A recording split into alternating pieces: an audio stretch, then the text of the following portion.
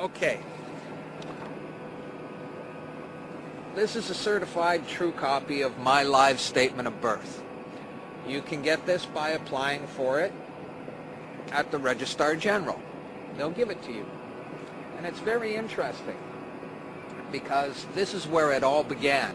This is the foundation document.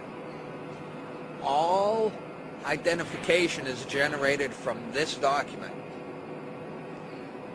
And so if the foundation document is no good, anything that's made from it is no good. That means driver's licenses, health cards, everything.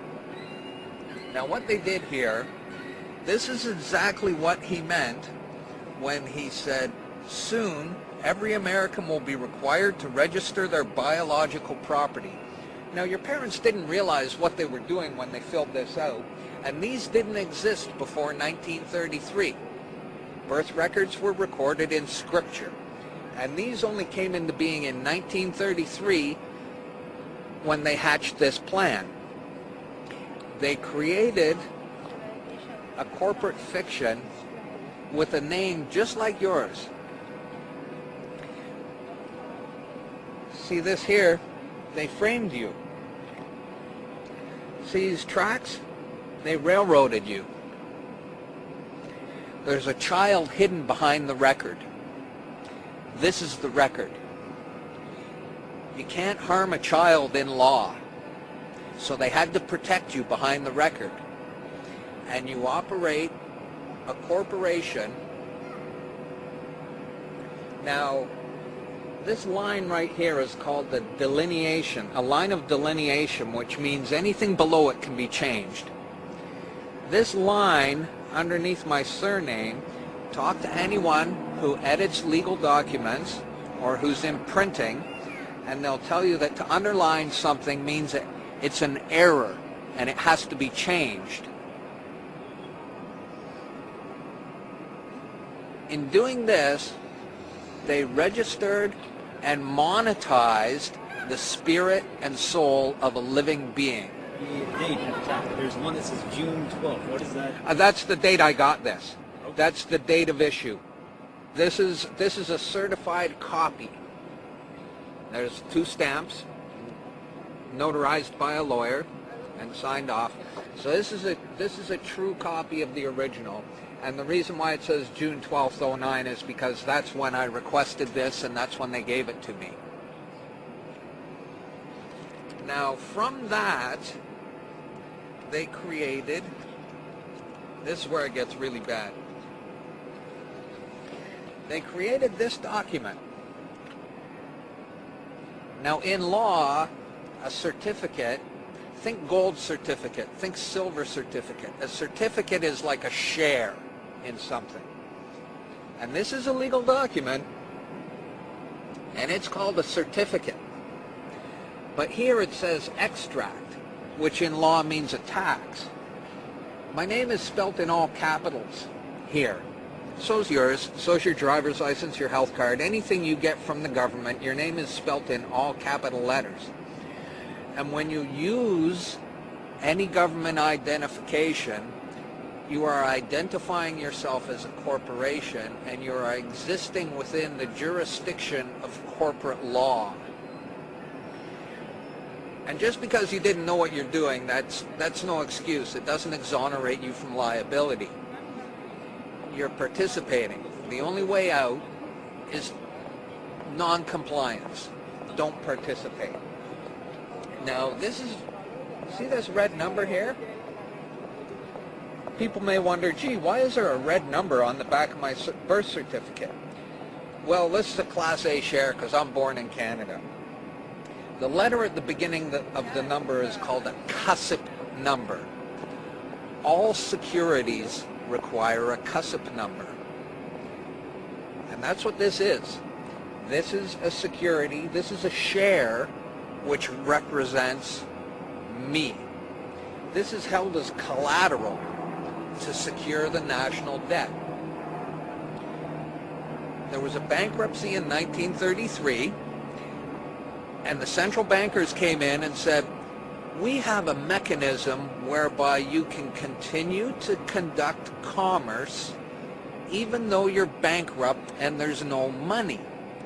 Pledge your citizens as collateral. That happened in 1933, the bankruptcy. And that, by no coincidence, is why these started to be issued in 1933. So you may be walking around thinking you're free and you have rights. But the bottom line is that you are owned, you're a chattel, you are a slave. And these people own you. And that's why they can do things to you against your will. Because you comply.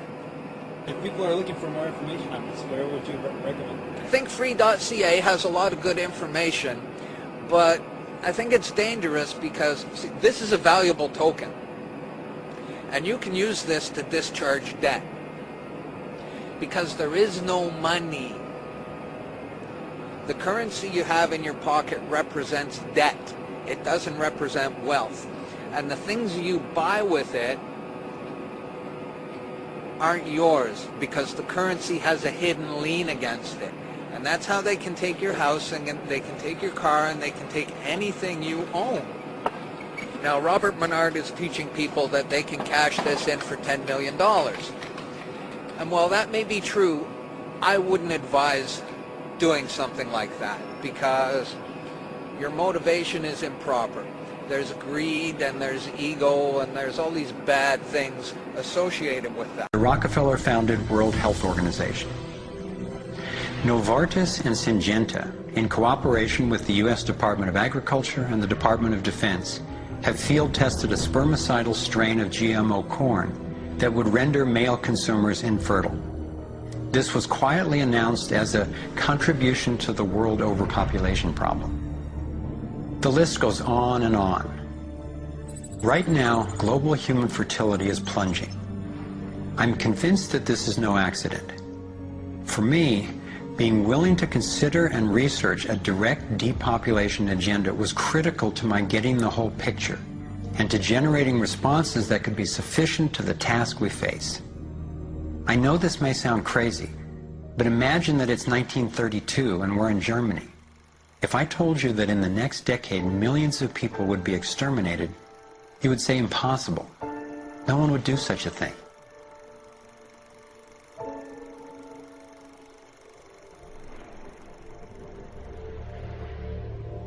This is what depopulation looks like today. I'm convinced that I'm not overstating the case. Could I be wrong?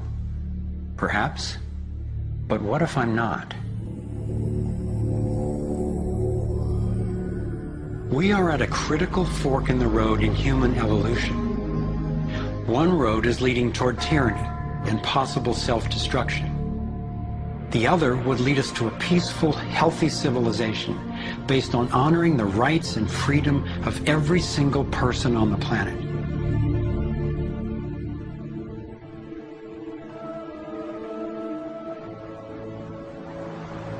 To set off in this new direction, it's up to you and me to clear that road. The time has come to say, enough. There is another way.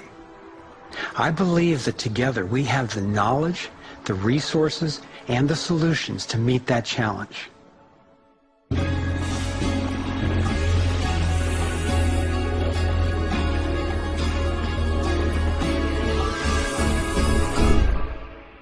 I see this process as nothing less than a struggle for the soul of humanity. It begins with a shift in worldview, answering the question, who are we really? What is human nature? Are we humans what the elite would have us believe?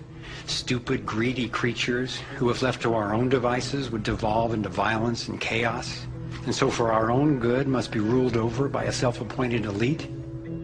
Or are we naturally caring and creative?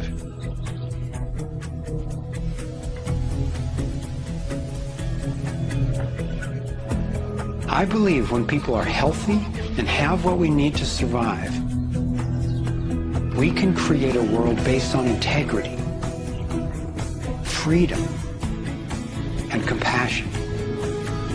A world where everyone can thrive. Which of these two views will shape our future? Oh my God, it's solar, look at that. Holy cow. Solar destroyed. Wow. Look at that thing. Stay inside. Wow. Holy.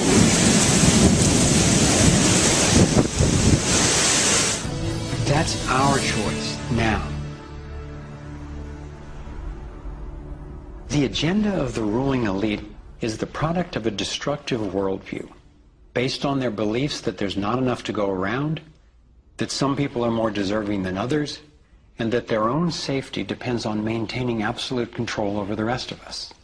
In short, their worldview is based on scarcity and fear. But as powerful as they are, the architects of the New World Order cannot create their dreadful vision without our collusion. To stop them, to render their agenda obsolete, we have to wake up. We have to take action. You don't have to believe in free energy technology to be concerned about the repression of ideas and inventions.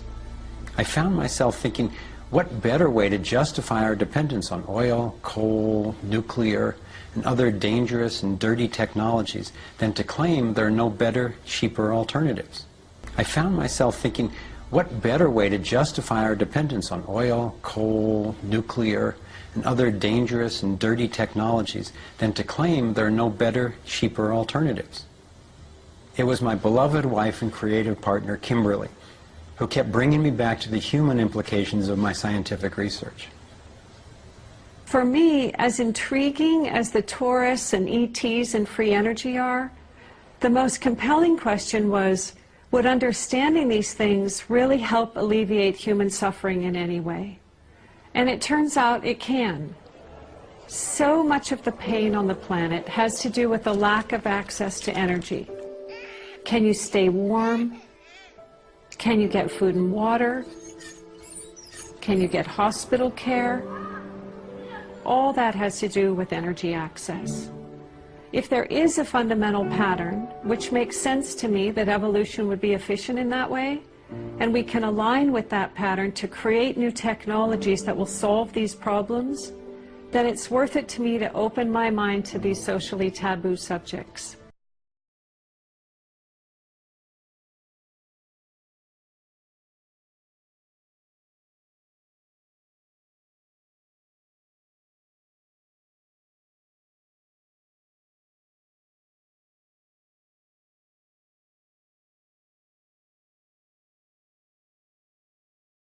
Years creating a vast website, thrivemovement.com, that brings it all together and makes the information and what we can do about it accessible to everyone. Here you have your very own Navigator module to go deeper into the main subjects covered in the film: code, problem, and solutions. You can study strategies and tactics and connect with others to take high-leverage actions. Every fact stated in this film has been independently verified, and the reference is on our website. This sector navigator facilitates whole systems thinking that recognizes that actions in one area impact all the others. The center of the sector navigator is worldview, because it determines how we experience everything that happens within and around us. In every sector, you'll find critical issues, resources, group strategies, and individual actions. Perhaps we need some outside universal threat. I occasionally think how quickly our differences worldwide would vanish if we were facing an alien threat from outside this world. And yet, I ask you, is not an alien force already among us? What could be more alien to the universal aspirations of our peoples than war?